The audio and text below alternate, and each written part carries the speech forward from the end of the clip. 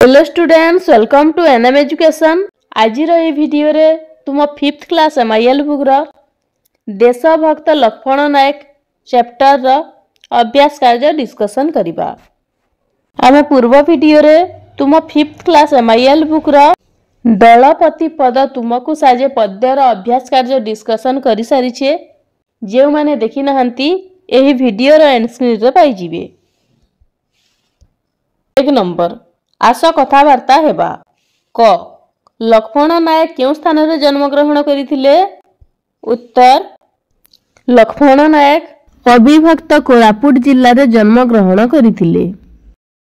ख लक्ष्मणଙ୍କ बापा केउ कार्य करिथिले?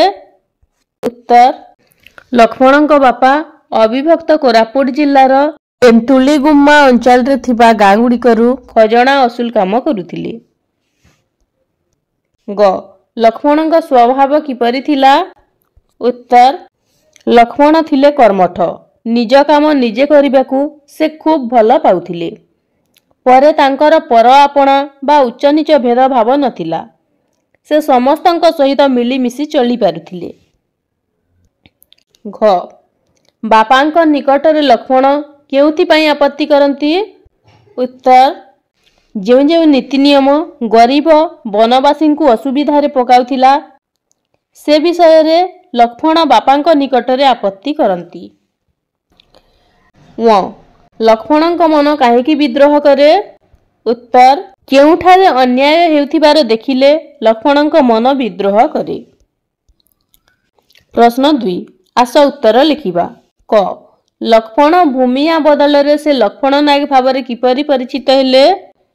उत्तर लक्ष्मणଙ୍କ बापा वृद्ध होई जिबारु से निज बदल रे लक्ष्मणଙ୍କୁ मुस्तादार करिबाकू प्रस्ताव देले ओ जयपुर राजा एहाकू स्वीकार कले। सेही दिन ठारू से लक्ष्मण भूमिया बदल रे लक्ष्मण नायक भाବରେ परिचित हेले। ख लक्ष्मण स्वाधीनता संग्राम रे जोग देथिले काहेकि ना लक्ष्मण मुस्तादार होइथिबारु स्वाधीनता संग्राम सभा समिति रे जोग देउथिले। राधा मोहन साहू, राधा कृष्ण विश्वास राय, नीलकंठ पात्र प्रभृति कर्मी प्रभाव रे लक्ष्मण कांग्रेस रे मिसिले। शेष रे निजर जन्मभूमि को इंग्रेज शासन रे मुक्त करिबा पई से स्वाधीनता संग्राम रे जोग देइथिले। ग जेल रे थिबा बेले लक्ष्मण किपरि अवस्था रे थिले? उत्तर जेल रे थिबा बेले लक्ष्मण बेड़ी पका हाथ रे घंटा घंटा धरी परिश्रम करुथिले। अत्यधिक परिश्रम परे खाद्य भावे गोड़ी मिसा भात, पोड़ा मांडिया रुटी और पानिया डाली मिलुथिला। से जेल रे थिबा बेले सबु दुख कष्ट को नीरव रे सही जाउथिले। घ स्वाधीनता संग्राम रे जोग देबारु तांकर कोन कोन असुविधा हैला? उत्तर स्वाधीनता संग्राम रे जोग देबारु से तांकर मुस्तादार पद हराई थिले ओ जयपुर राजा तांकू देइथिबा जमी मध्य छड़ाई नैथिले। तांकू जेल मध्य जिबाकू पड़िथिला। प्रश्न 1 लक्ष्मण को काहेकि फांसी दंड मिलिला? काहेकि ना 1942 मसीहा अगस्ट मास 21 तारिख दिन संग्रामी माने मातिली थाना घेराउ कले। हजार हजार स्वाधीनता संग्रामी एकत्र हेले। सेमानंक नेतृत्व नेउथिले लक्ष्मण नायक। एही घेराउ बेले पुलिस गुली रे फॉरेस्ट गार्ड जी रामयांकर मृत्यु घटिला। किंतु एथिपाई लक्ष्मण नायक और बलराम पुजारी को दायी करागला। मिथ्या मुकदमा हेला।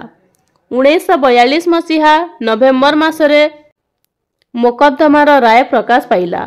विचार रे लक्ष्मण नायक फांसी दंड पाइले। 3 नंबर सरल भाषा रे बुझाई लिखिबा। क आकाश रे जदि सूर्य चंद्र सत्य तेबे मो मां निश्चय स्वाधीन हेबो। यार आमे सरलार्थ लिखिबा। आकाश रे जदि ... स्वाधीन हेबो। संस्कृत गद्यांशटी आम पठित पंचम श्रेणी साहित्य कुसुम पुस्तकर देशभक्त लक्ष्मण नायक विषयरु आनीत। एठारे लेखक डॉक्टर गोविंद चंद्र चांद वीर पुरुष लक्ष्मण नायकर देशभक्ति विषय रे वर्णना करिसंती। लक्ष्मण नायक अविभक्त कोरापुट जिल्लार ତେନ୍ତୁଳିଗୁମା ଅଞ୍ଚଳର ମୁସ୍ତାଦାର ପଦଲାମ ନାୟକଙ୍କର ଘରେ ଜନ୍ମଗ୍ରହଣ କରିଥିଲେ। ସେ ଥିଲେ ଜଣେ କର୍ମଠ ଓ ଦେଶଭକ୍ତ ବ୍ୟକ୍ତି। ଅନ୍ୟାୟ ହେଉଥିବାର ଦେଖିଲେ ତାଙ୍କ ମନ ବିଦ୍ରୋହ କରି ଉଠୁଥିଲା। ତାଙ୍କ ବାପା ବୃଦ୍ଧ ହୋଇଯିବାରୁ ଲକ୍ଷ୍ମଣ ନାୟକ ତାଙ୍କ ସ୍ଥାନରେ ମୁସ୍ତାଦାର ରୂପେ ନିଯୁକ୍ତ ହେଲେ। ସେ ସ୍ୱାଧୀନତା ସଂଗ୍ରାମର ସଭା ସମିତିରେ ଯୋଗ ଦେଉଥିଲେ। ରାଧାମୋହନ ସାହୁ, ରାଧାକୃଷ୍ଣ ବିଶ୍ୱାସ ରାୟ, ନୀଳକଣ୍ଠ ପାତ୍ର ଆଦି କର୍ମୀଙ୍କ ପ୍ରଭାବରେ ସେ କଂଗ୍ରେସରେ ମିଶିଲେ ଓ ମୁକ୍ତି ସଂଗ୍ରାମରେ ଭାଗ ନେଇ ଜେଲ ଯାଇଥିଲେ। ସ୍ୱାଧୀନତା ସଂଗ୍ରାମରେ ଯୋଗଦାନ କରିବାରୁ ସେ ନିଜର ମୁସ୍ତାଦାର ପଦବୀ ଓ ତାଙ୍କୁ ମିଳିଥିବା ଜମି ମଧ୍ୟ ହରାଇଲେ। ତଥାପି ସେ ଅବିଚଳିତ ରହୁଥିଲେ। ସେ ଭାବୁଥିଲେ ମାଟି ମାଆର ଦୁଃଖ ଘୁଞ୍ଚାଇବା ପାଇଁ ତାଙ୍କୁ ଦୁଃଖ ସହିବାକୁ ହେବ। ତାଙ୍କର ଏକମାତ୍ର ଆଶା ଥିଲା ଦେଶର ସ୍ୱାଧୀନତା। ତାଙ୍କୁ ଫରେଷ୍ଟ ଗାର୍ଡ ଜି ରାମୈୟାଙ୍କୁ ହତ୍ୟା କରିଥିବା ମିଥ୍ୟା ମୋକଦ୍ଦମାରେ ଫାଶୀ ଦଣ୍ଡ ଆଦେଶ ହୋଇଥିଲା। ସେ ଫାଶୀ ଖୁଣ୍ଟ ଆଡ଼କୁ ଯିବାବେଳେ ରାମଧୁନ ଗାଇ ଗାଇ ଯାଉଥିଲେ। ତାଙ୍କ ମୁହଁରୁ ଶେଷ ବାକ୍ୟ ବାହାରି ଆସିଥିଲା, ଆକାଶରେ ଯଦି ସୂର୍ଯ୍ୟଚନ୍ଦ୍ର ସତ୍ୟ, ତେବେ ମୋ ମା ନିଶ୍ଚୟ ସ୍ୱାଧୀନ ହେବ। ଏଥିରୁ ଜନ୍ମଭୂମି ପ୍ରତି ତାଙ୍କର କେତେ ମମତା ଥିଲା ତାହା ଅନୁମାନ କରିହୁଏ। ପ୍ରଶ୍ନ କ ଲକ୍ଷ୍ମଣ ନାୟକଙ୍କ ଶରୀର ସିନା ମାଟିରେ ମିଶିଯାଇଛି, କିନ୍ତୁ ସବୁଦିନ ପାଇଁ ସେ ଅମର ହୋଇ ରହିଯାଇଛନ୍ତି ଜନମାନସରେ। ଏହାର ମଧ୍ୟ ସରଳାର୍ଥ ଲେଖିବା। ଲକ୍ଷ୍ମଣ ନାୟକଙ୍କ ଶରୀର ... ଜନମାନସରେ। ସଂଶିତ ଗଦ୍ୟାଂଶଟି ଆମ ପଠିତ ପଞ୍ଚମ ଶ୍ରେଣୀ ସାହିତ୍ୟ କୁସୁମ ପୁସ୍ତକର ଦେଶଭକ୍ତ ଲକ୍ଷ୍ମଣ ନାୟକ ନାମକ ପ୍ରବନ୍ଧରୁ ଆସିଅଛି। ଏହି ପ୍ରସଙ୍ଗରେ ଲେଖକ ଡକ୍ଟର ଗୋବିନ୍ଦ ଚନ୍ଦ୍ର ଚାନ୍ଦ ଦେଶଭକ୍ତ ଲକ୍ଷ୍ମଣ ନାୟକଙ୍କ ତ୍ୟାଗର ମହତ୍ତ୍ୱ ବିଷୟରେ ବର୍ଣ୍ଣନା କରିଛନ୍ତି। 1942 ମସିହା ନଭେମ୍ବର ମାସରେ ଲକ୍ଷ୍ମଣ ନାୟକଙ୍କ ବିରୋଧରେ ହୋଇଥିବା ମିଥ୍ୟା ମୋକଦ୍ଦମାର ରାୟ ପ୍ରକାଶ ପାଇଲା। ତାଙ୍କୁ ଫାଶୀ ଦଣ୍ଡରେ ଦଣ୍ଡିତ କରାଯାଇଥିଲା। 1943 ମସିହା ମାର୍ଚ୍ଚ ମାସ 29 ତାରିଖରେ ତାଙ୍କୁ ଫାଶୀ ଦିଆଗଲା। ଫାଶୀ ଖୁଣ୍ଟରେ ଝୁଲି ପଡ଼ିଥିଲା ତାଙ୍କର ଶରୀର। ସେ ମାଟିରେ ମିଶିଗଲେ ସିନା, ତାଙ୍କର ଅମୂଲ୍ୟ ତ୍ୟାଗ ନିମିତ୍ତ ସେ ସବୁଦିନ ପାଇଁ ଜନମାନସରେ ଅମର ହୋଇ ରହିଗଲେ। 4 ନମ୍ବର। ଯେପରି ସଶ୍ରମ, ସେହିପରି ଶବ୍ଦର ଆରମ୍ଭରେ ସ ଯୋଗ ହୋଇଥିବା କେତୋଟି ଶବ୍ଦ ଲେଖିବା। କ'ଣ ହବ? ସଶ୍ରଦ୍ଧ, ସଶବ୍ଦ, ସପତ୍ନୀକ, ସଶରୀର, ସସ୍ନେହ, ସପ୍ରମାଣ। 5 ନମ୍ବର। ତଳେ ଦିଆଯାଇଥିବା ଶବ୍ଦଗୁଡ଼ିକ ମଧ୍ୟରୁ ଠିକ୍ ଶବ୍ଦଟି ବାଛି ଲେଖିବା। ଏଥିମଧ୍ୟରୁ ଠିକ୍ ଶବ୍ଦଟି କେଉଁଟା? ଅବିଭକ୍ତ। খ ନମ୍ବର। ଶୋଷିତ, ଶୋଷିତ, ଶୋଷିତ। ଏଥିମଧ୍ୟରୁ ଠିକ୍ ଶବ୍ଦଟି ହେଉଛି ତାଳବ୍ୟ ସ ଉକାର ଶୋ, ମୂର୍ଧନ୍ୟ ସ ହ୍ରସ୍ୱଇ ସି, ତ, ଶୋଷିତ। ଗ। ଏଥିମଧ୍ୟରୁ କେଉଁଟା ଠିକ୍ ଶବ୍ଦ? ସ୍ୱୀକାର। ଘ। ଏଥିମଧ୍ୟରୁ ଠିକ୍ ଶବ୍ଦଟି ହେଉଛି ମୁସ୍ତାଦାର। ୱ। ଏଥିମଧ୍ୟରୁ ଠିକ୍ ଶବ୍ଦଟି ହେଉଛି ମୁହୂର୍ତ୍ତ। ଏଇଟା। 6 ନମ୍ବର। ବନରେ ବାସ କରୁଥିବା ଲୋକଙ୍କୁ ବନବାସୀ କହୁ। ତଳେ ଦିଆଯାଇଥିବା ଶବ୍ଦଗୁଡ଼ିକ ମଧ୍ୟରୁ ଯେଉଁଗୁଡ଼ିକ ବାସ କରୁଥିବା ଅର୍ଥ ପ୍ରକାଶ କରୁଛି, ସେଗୁଡ଼ିକୁ ବାଛି ବାକ୍ୟରେ ବ୍ୟବହାର କରିବା। ପଲ୍ଲୀବାସୀ। ପଲ୍ଲୀବାସୀର ହବ ପଲ୍ଲୀବାସୀମାନେ ପ୍ରତ୍ୟେକ ପର୍ବ ମିଳିମିଶି ଧୁମଧାମରେ ପାଳନ କରନ୍ତି। ତାପରେ କ'ଣ ହବ? ନଗରବାସୀ। ନଗରବାସୀର ହବ ନଗରବାସୀମାନେ ସବୁ ପ୍ରକାର ସୁବିଧା ପାଇଥାନ୍ତି। ପ୍ରତିବାସୀ। ପ୍ରତିବାସୀର କ'ଣ ହବ? ସୀମାମର ଉତ୍ତମ ପ୍ରତିବାସୀ। ଗ୍ରାମବାସୀର କ'ଣ ହବ? ଅଧିକାଂଶ ଗ୍ରାମବାସୀ କୃଷି ଉପରେ ନିର୍ଭର କରିଥାନ୍ତି। ଭାରତବାସୀର କ'ଣ ହବ? ଭାରତବାସୀମାନେ ଭାରି ସାହସୀ ଅଟନ୍ତି। ପ୍ରବାସୀ। ପ୍ରବାସୀର ବାକ୍ୟ ଗଠନ କଲେ କ'ଣ ହବ? କରୋନା ମହାମାରୀ ସମୟରେ ପ୍ରବାସୀ ଓଡ଼ିଆମାନେ ବହୁତ ଅସୁବିଧାର ସମ୍ମୁଖୀନ ହୋଇଥିଲେ। ରାଜ୍ୟବାସୀ। ରାଜ୍ୟବାସୀର କ'ଣ ହବ? ଆମ ରାଜ୍ୟର ରାଜ୍ୟବାସୀମାନେ ବାରମ୍ବାର ପେଟ୍ରୋଲ ଦର ବୃଦ୍ଧି ହେଉଥିବାରୁ ଦୁଃଖିତ। ଅନ୍ତେବାସୀ।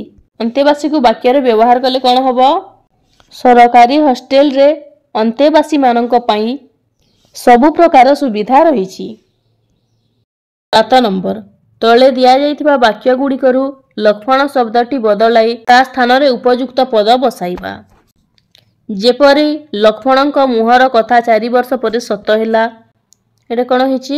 ତାଙ୍କ ମୁହଁର କଥା 4 ବର୍ଷ ପରେ ସତ ହେଲା। ସେହିପରି କ'ଣ ହବ? କ ଦେଶ ପାଇଁ ପ୍ରାଣ ବଳି ଦେଇ ଲକ୍ଷ୍ମଣ ଅମର ହୋଇଛନ୍ତି। ଏଟା କ'ଣ ହବ? ଦେଶ ପାଇଁ ପ୍ରାଣ ବଳି ଦେଇ ସେ ଅମର ହୋଇଛନ୍ତି। ଖ ଲକ୍ଷ୍ମଣ କୋରାପୁଟ ଜିଲ୍ଲାରେ ଜନ୍ମଗ୍ରହଣ କରିଥିଲେ। ଏଟା କ'ଣ ହବ? ସେ କୋରାପୁଟ ଜିଲ୍ଲାରେ ଜନ୍ମଗ୍ରହଣ କରିଥିଲେ। ଗ ବାପା ଲକ୍ଷ୍ମଣଙ୍କୁ ମୁସ୍ତାଦାର ଭାବରେ ବାଛିଲେ। ଏଟା କ'ଣ ହବ? ବାପା ତାଙ୍କୁ ମୁସ୍ତାଦାର ଭାବରେ ବାଛିଲେ। ଘ ସଂଗ୍ରାମୀମାନଙ୍କ ମଧ୍ୟରେ ଲକ୍ଷ୍ମଣ ଆଗୁଆ ଥିଲେ। ଏଟା କ'ଣ ହବ? ସଂଗ୍ରାମୀମାନଙ୍କ ମଧ୍ୟରେ ସେ ଆଗୁଆ ଥିଲେ। ଲକ୍ଷ୍ମଣଙ୍କ ମୁହଁରୁ ରାମଧୁନ ବାହାରିଥିଲା। ଏଟା କ'ଣ ହବ? ତାଙ୍କ ମୁହଁରୁ ରାମଧୁନ ବାହାରିଥିଲା। ଚ ଲକ୍ଷ୍ମଣଙ୍କ ଦ୍ୱାରା ସଂଗ୍ରାମୀମାନେ ଉତ୍ସାହିତ ହେଲେ। ଏଟା କ'ଣ ହବ? ତାଙ୍କ ଦ୍ୱାରା ସଂଗ୍ରାମୀମାନେ ଉତ୍ସାହିତ ହେଲେ। 8 ନମ୍ବର କେତେକ ଶବ୍ଦର ପୂର୍ବରେ ଅ ଅକ୍ଷର ଲଗାଇଲେ ତାର ବିପରୀତ ଅର୍ଥ ପ୍ରକାଶ କରୁଥିବା ଶବ୍ଦ ହୋଇଥାଏ। ଯେପରି ଅଘଟଣ ଶବ୍ଦ ଘଟଣ ଶବ୍ଦର ବିପରୀତ ଅର୍ଥକୁ ବୁଝାଉଛି। ସେହିପରି ନିମ୍ନୋକ୍ତ ଶବ୍ଦଗୁଡ଼ିକ ମଧ୍ୟରୁ ଯେଉଁଗୁଡ଼ିକ ଅ ଲାଗିଥିବାରୁ ବିପରୀତ ଅର୍ଥକୁ ବୁଝାଉଛି ସେଗୁଡ଼ିକୁ ବାଛି ଲେଖିବା। ଅବିଭକ୍ତ ହେବ, ଅଞ୍ଜଳି ହେବ ନାହିଁ, ଅସହଜ ହେବ, ଅଫିସ ମଧ୍ୟ ହେବ ନାହିଁ, ଅଲୋଡ଼ା ହେବ, ଅଦରକାରୀ ହେବ, ଅଖିଆ ହେବ, ଅବାଟ ହେବ। 9 ନମ୍ବର ବା ଶେଷ ପ୍ରଶ୍ନ ଦେଖିବା। ଯେପରି ଶୋଷିତ ଶବ୍ଦଟି ଶୋଷଣରୁ ଗଠିତ, ସେପରି ତଳେ ଦିଆଯାଇଥିବା ଶବ୍ଦଗୁଡ଼ିକ କେଉଁ ଶବ୍ଦରୁ ଗଠିତ ହୋଇଛି ଲେଖି ସେହି ଶବ୍ଦଟିକୁ ନେଇ ବାକ୍ୟ ଗଠନ କରିବା। ଶାସିତ କେଉଁ ଶବ୍ଦରୁ ଗଠିତ ହୋଇଛି? ଶାସନରୁ ଶାସିତ, ବର୍ଜନରୁ ବର୍ଜିତ, ଘୋଷଣାରୁ ଘୋଷିତ, ଦୂଷଣରୁ ଦୂଷିତ, ତୃଷ୍ଣାରୁ ତୃଷିତ, ଗର୍ବରୁ ଗର୍ବିତ। ଏବେ ଏହାକୁ ନେଇ ବାକ୍ୟ ଗଠନ କରିବା। ଶାସନର ବାକ୍ୟ ଗଠନ କଲେ କ'ଣ ହେବ? ଭାରତର ଶାସନ ପ୍ରଶଂସନୀୟ। ବର୍ଜନର କ'ଣ ହେବ? ପ୍ଲାଷ୍ଟିକ ଜିନିଷ ବର୍ଜନ କରିବା ଉଚିତ। ଘୋଷଣାର କ'ଣ ହେବ? କରୋନା ମହାମାରୀ ପାଇଁ ସରକାର ମାସ୍କ ପିନ୍ଧିବା ପାଇଁ ଘୋଷଣା କରିଥିଲେ। ଦୂଷଣର କ'ଣ ହେବ? ଧୂଆଁ ଗୋଟିଏ ଦୂଷଣ ଗ୍ୟାସ୍ ଅଟେ। ତୃଷ୍ଣାର କ'ଣ ହେବ? ମରୁଡ଼ି ସମୟରେ ସମସ୍ତେ ତୃଷ୍ଣାରେ ଛଟପଟ ହୁଅନ୍ତି। ଗର୍ବର ବାକ୍ୟ ଗଠନ କଲେ କ'ଣ ହେବ? ମୋ ଦେଶ ଭାରତକୁ ନେଇ ମୁଁ ଗର୍ବ ଅନୁଭବ କରେ। ତ ପିଲାମାନେ ଅଭ୍ୟାସ କାର୍ଯ୍ୟ ଏଠି ସରିଲା। ଯଦି ଭିଡ଼ିଓଟି ଭଲ ଲାଗିଥାଏ Please like and subscribe. ଧନ୍ୟବାଦ।